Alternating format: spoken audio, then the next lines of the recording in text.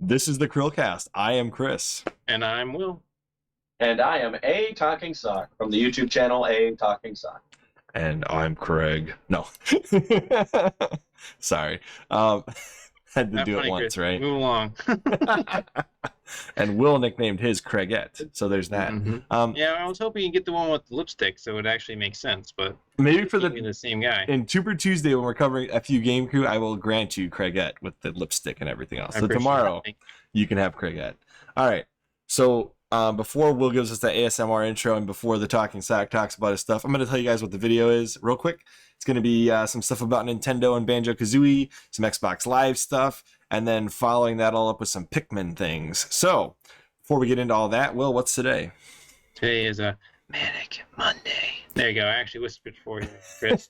And Palamation is not the guy in the bottom. It's the what's your name again? Me? Yeah. I'm A Talking Sock. You're a talking sock. That's what I am, and that's also my full name. The A is my first initial. Wow. So what does Mr. Talking Sock do on his channel?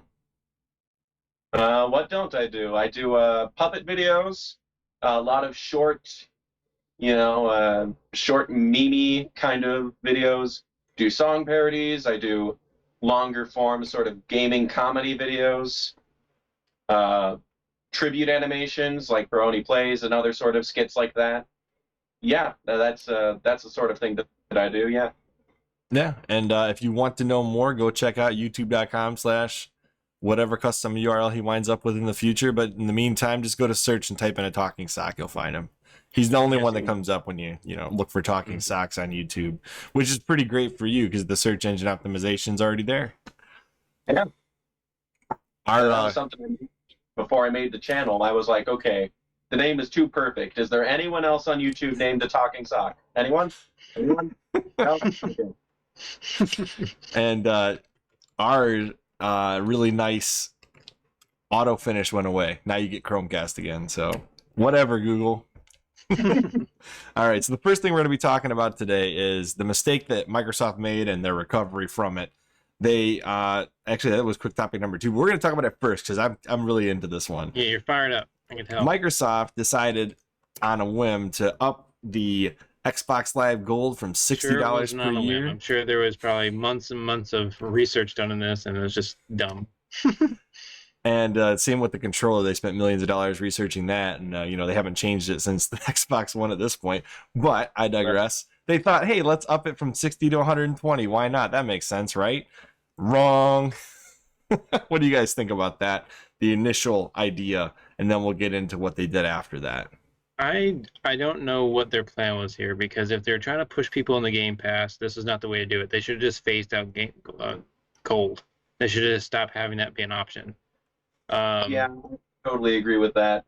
I thought that was maybe the idea I thought it was a real scummy practice, like maybe, oh, everybody's jumping ship to Game Pass already, so for just regular old Gold, we'll scare people out of it, or, collect $120 a month from the ones who didn't realize. So, yeah.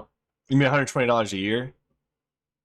Oh, yeah, a year, whatever it was. A month would have, oh my God, if they did that per month. Woo! Might as well be on Game Pass at that point. There's no point to have Gold at all. Yeah, well, I mean, it is might as well be on Game Pass now anyway, because you get both services anyway. So, I guess I understand why you would phase it out. I don't understand why, what genius was like, I'm going to double Gold, because you don't get enough with Gold to justify the $60. Like, it's always been a problem for me to pay $60 a year for just that service. So, I don't know. They were the first to charge for online, gaming service, right? Xbox Live was the first one that charged. Oh, yeah. Well, it made sense then, but now you're essentially, like, people's complaints about it is that you're paying access for internet you're already paying for. So, like, as you pay this... Yeah, that was strange.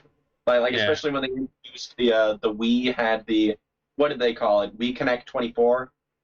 Where it was just sort of like connecting your Wii to Wi-Fi or through internet. It was connected to the internet even when it wasn't turned on, just for free. And I was like, Xbox, how are you still charging people for it? And then PlayStation 3 did the same thing. It was initially free, but then they introduced whatever PlayStation's is called, PSN, PS Gold, whatever. PS Plus. But the thing with Xbox Live that you got that you didn't get with Nintendo or PlayStation really was dedicated Microsoft servers that they maintained on their end, and that's why matchmaking was so much better on the Xbox than it was on the PlayStation or the Wii, because the Wii, essentially one of the Wiis was the host, and the other Wiis all essentially beamed into that Wii. So whoever had host had privilege and had a much better connection, and it was easier not to lag and kill people on like Call of Duty or whatever you were playing, right? So at least Xbox Live had a reason to cost money. I just don't know if the cost justified what you got for it, if that makes sense. Now, technically, the $120, if you just paid per month, it'd be $10 a month and it'd be $120 a year. So there'd be no discount to buy the annual pass at that point, right? So the $60 per year, you get a discount for paying annually instead of paying monthly or 3 months or whatever the other increment was.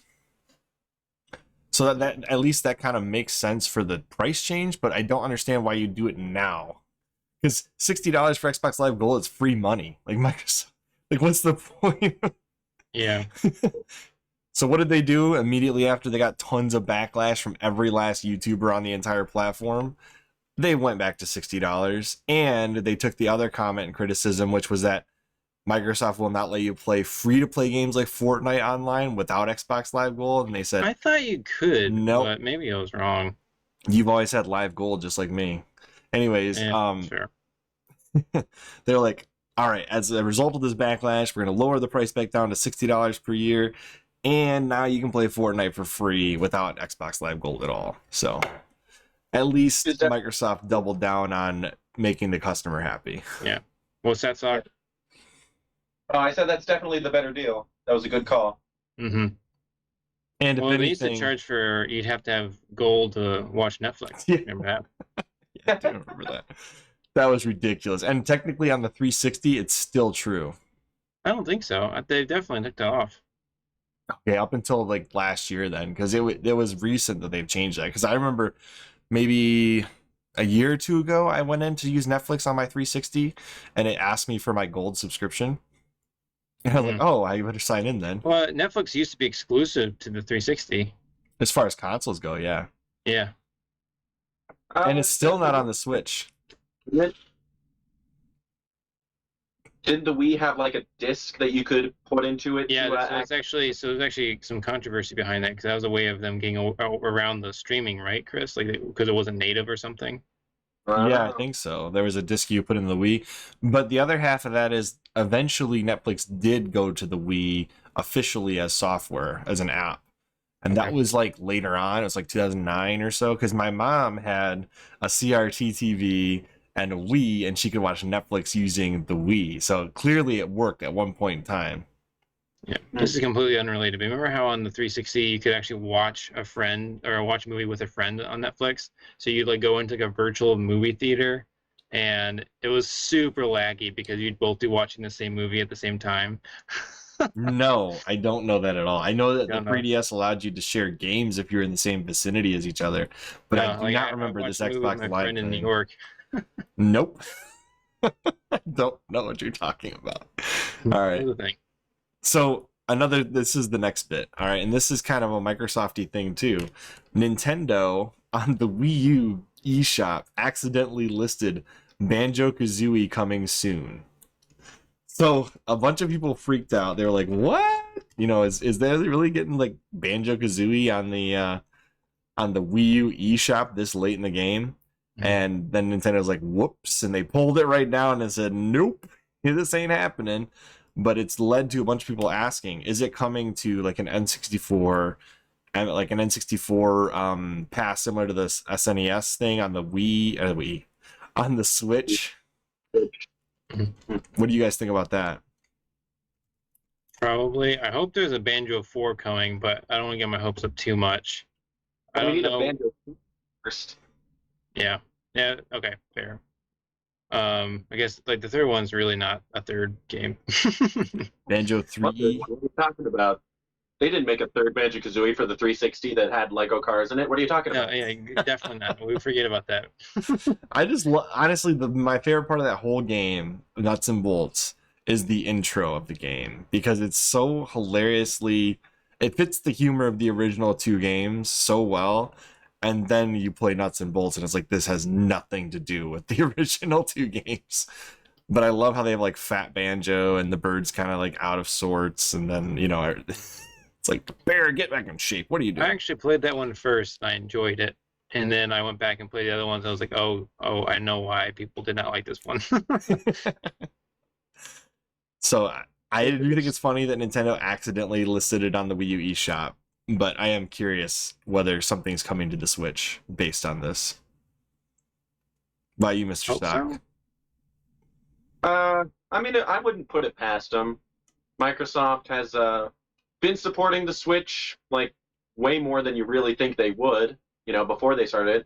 Because you got Minecraft, you got both the Ori games, you've got Cuphead, you've got Banjo and Smash even. I feel like it wouldn't be outside the realm of possibility to get the first 2 Banjo games on the Nintendo 64 online service. But on the Wii U, that would just be strange. Yeah, agreed. Especially since they delisted Pikmin 3 right before Pikmin 3 dropped on the Switch. They brought it back. What was that? They brought it back. I think they were hip to the backlash, and you can get Pikmin 3 on the Wii U for $20 now still. I mean, really, how much is that going to eat into the sales on the Switch? It's not like it ever stopped anybody from buying any of the other ports. So I think still, pardon me, I think you still can't get DK Tropical Freeze on the Wii U, but they put Pikmin back, so they really put it. Ugh, that makes me a little annoyed. I mean, I have it, but it makes me annoyed anyways. Yeah. So that kind of brings us to this main topic anyways. Pikmin 3 Deluxe is officially the best-selling Pikmin game in Japan at over 513,000 copies. The original game sold 502,000 copies over 15 years. The Wii U version of Pikmin 3 sold 232,000 copies in its entire lifetime. And the Pikmin on the 3DS sold 157,000 copies. And it is the lowest selling Pikmin game in the entire franchise, which kind of makes sense why why we never got another Pikmin on the 3DS game, or even a new Pikmin game following that one. But there were rumors back in 2015 that a Pikmin 4 was in development, and there were some screenshots depicting what that might look like. I don't know if you've seen those. So what do you guys think about Pikmin 3 Deluxe being the best-selling game in the Pikmin series? I mean, it doesn't seem like the other games set a very high bar. I'm surprised that these have sold so poorly. I thought this was a much more popular game, but apparently I was wrong on that. Yeah, you'd think so. The thing is, if you look at interviews and gaming trivia, Miyamoto was convinced that Pikmin would be like the next Mario. He was so proud of the new stuff it brought to the table with the the sort of RTS mixed with an adventure game type thing with and everything. But he was wrong, and the GameCube didn't perform that well either. And both the first Pikmin games were available on it, so even if they were successful, they wouldn't be all that successful. Yeah. And then they re-released them on the Wii with new play controls, and that line, did any of the new play control games do very well sales-wise? I don't think they did, because the Pikmin games certainly didn't. So there's that. And with the Wii U, same story. Wii U didn't sell well. Pikmin 3 didn't sell well. So I'm not surprised to see that 3 Deluxe is the best-selling game.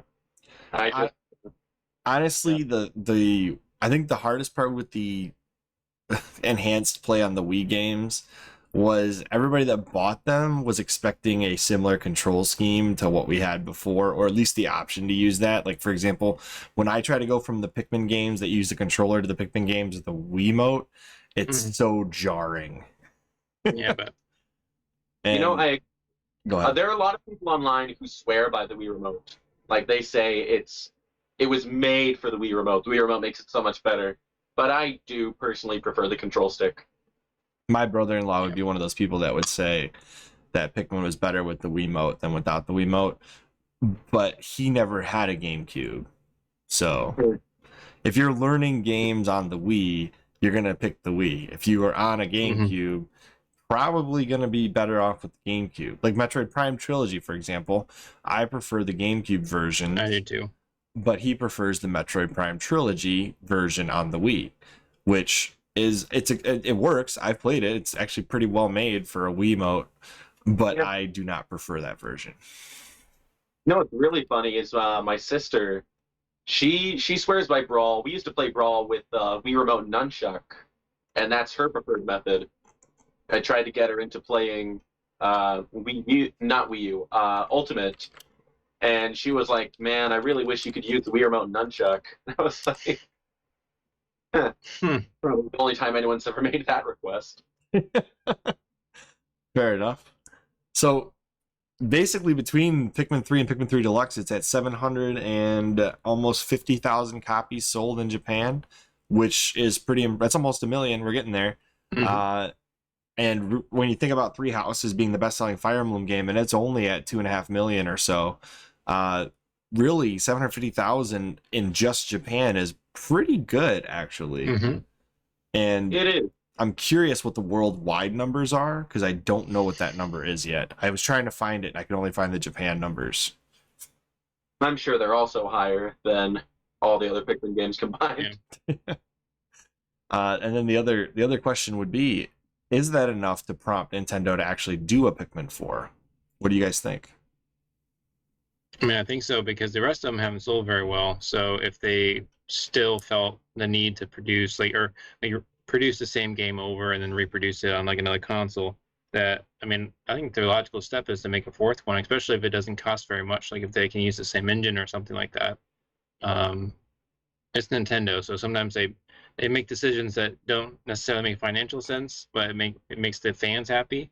And then sometimes they make a decision where it would make the fans so happy, and they don't do it. So, I don't know. You know, I actually did a video on this whole topic back when people were saying they were doom signaling Pikmin 3 Deluxe because its first week on sale was actually lower than Wii U for some reason. But the Pikmin series, I think it's not that that Nintendo is like, should we or shouldn't we make Pikmin 4? I believe Miyamoto when he said in 2015 that they, were making it and that it was close to finish, quote unquote. If you look into the development of Pikmin 3 alone, you'll see that there's like so much stuff in it. Like even if the campaign is relatively short, there are like musical cues and textures and AI behaviors and all sorts of stuff that like Nintendo basically builds from scratch every time, and are also like super particular, which is why those games feel really polished. So yeah, I've got a good feeling that Pikmin 4 is in development. I just don't know whether or not we're going to see it anytime soon because it's taking them forever to fine-tune it. Fair enough on that one. And a lot of first-party Nintendo games come out without bugs. At least most of them, I would say. It's usually when they source it out to a third party when you see some of the issues come out. But look at Metroid Prime 4. Nintendo's like, nope, we're not releasing that until it's done. So like, I have a lot of faith in Nintendo first parties, and I think that's one of the biggest reasons why Nintendo's games tend to sell really well and retain value over time, is because when they release, they're in a state that is playable. Yeah, it's true. Absolutely. I would have to agree. And given all of these things, with Pikmin 3 being released on what was originally the Wii U and now it's on the Switch, and plenty of other games from the Wii U making their way to the Switch, and 3DS games making their way to the Switch, I've got quite the list I've been compiling over the last year and a half of what games should be or would have been a Wii U game, and what games were ported from the Wii U. I've got a big list that I'm not going to show off until I'm ready to. But what do you guys think about ports at this point in time? I mean, the Switch is what? Almost 4 years old? And we're still looking at ports from the Wii U. Because they've only made like 3 games for it. The rest of them are ports. I will get into it in a little bit. Now would be a good time to take a break because my phone is on 15% battery. Okay, so after we have paused and come back from our little, we'll call it a sock break. What were we saying before? Oh, the Wii ports and Switch ports, Wii U ports and Switch. I'm totally losing my mind here. All right, here we go. All right, we were just discussing the ports to the Switch from all various previous consoles, including a Wii port in Xenoblade Chronicles Definitive Edition, some Wii U ports, some 3DS ports. The Switch is just pilfering everything from past consoles. Here are the ports that I want. I want the same virtual console that the 3DS and Wii U has, and I would like the ability to purchase said games. So, like $8 for Minish Cap. I would like to be able to purchase that on my Switch. You mean you don't want like Link's Awakening DX and have to pay $60 for it? No. I think the Pokemon Mystery Dungeon game is an absolute steal. Or not steal, what's the opposite of steal? It's highway robbery is what it is. Fair enough. I mean, what sums up my thoughts perfectly is poor Wii U. Let's see here. Well, the Wii U can still play all the Wii's library. Yeah, that's true. The virtual console is freaking sweet. It really is. The other night, and from the Wii's library, the amount of Wii games they have there, I had even no idea. Sin and Punishment 2, Excite Bots, DK Jungle Beat, WarioWare Smooth Moves. Mm-hmm. They've got a bunch. Pandora's Tower even. They've got a bunch of really good Wii games on there. Game Boy Advance as well, and DS, and all those consoles. Everything. Yeah, I will be buying all the Zelda games from the DS and the Advance on the Wii U because I can't get on the Switch. So. But you know what was a huge miss in my opinion on the Wii U was the inability to A, remote play on the 3DS, and B, the inability to display a 3DS game on the Wii U somehow using your 3DS. I feel like there should have been some interconnectivity between those two consoles that just didn't really exist except in Smash Bros. Connect. Yeah, exactly. Yeah, pretty much that's the only one. It's so weird. I thought they would for sure make like a 3DS player add-on. Like the SNES had the Game Boy player, and the GameCube also had a Game Boy player that could play Game Boy Advance games. It felt like a no-brainer. And they never even. Here's the thing: they release a 2DS, and the max resolution on that is essentially 480, or no, not even 480. What? 480 essentially. It's like what? It's like 240p. Shoot. Low resolution. It's a low resolution, right? I mean, I think the actual max resolution on it is like 800 by 240 or something, because it's like 400 by 240 if you take away the 3D, but 800 if you want to be able to use the 3D. So that the screen's like dual. We've explained this in many episodes, but essentially the lines doubled across the horizontal plane, but it's normal across the vertical plane. Anyways. Long story short, there's no reason the Wii U could not have played those 2D versions of the 3DS games. Yeah. The total loss. And I think it was just that Nintendo didn't want to put the effort into building an emulator for it. Because if you use Citra, if you dump a 3DS ROM onto an SD card and run it through Citra, or, that's the emulator I use anyway, you can output 3DS games in 1080p, and they look just fine. So I'm sure the assets when they were scaled down for the 3DS are still there in high quality in the actual ROM. Like for example, Xenoblade Chronicles on the 3DS, I just got my copy of that today, looks fantastic on a small 3DS screen. But you can tell the assets are through that fog of a 3DS screen that can't quite output the same resolution as say Xenoblade Chronicles Definitive Edition on the Switch. Right. Yeah. So if you use the Wii emulator, the Dolphin emulator on the computer, you can get some pretty good resolutions for that game. Xenoblade Chronicles. That game looks beautiful when you upscale that one. But I digress. Do you think the Switch has had too many ports, or do you think we'll continue to see more ports? I don't think you can define too many ports. I think if people want to keep buying them, Nintendo will keep producing them, so.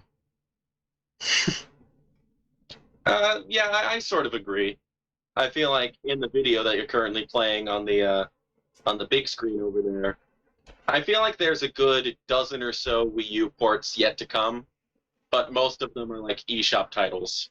Mm-hmm. There's still obviously some big ones like Xenoblade Chronicles X and Fatal Frame 6, but yeah, for the most part, it's going to be just smaller scale stuff. Yeah. Absolutely. Yeah, and they've got a giant library of Wii games they can pilfer from, so there's a lot of options still. And yeah, you guys have anything else you want to say about Pikmin 3 other than go buy it? It's pretty awesome. Well, that's all I have to say about it. Is anyone who's on the fence about Pikmin 3, here's what you need to do. You need to download the demo on the Switch, play through it, and then play through it again and see if you can do it in fewer days. If you're not hooked by then, it's not for you. If you are, buy it.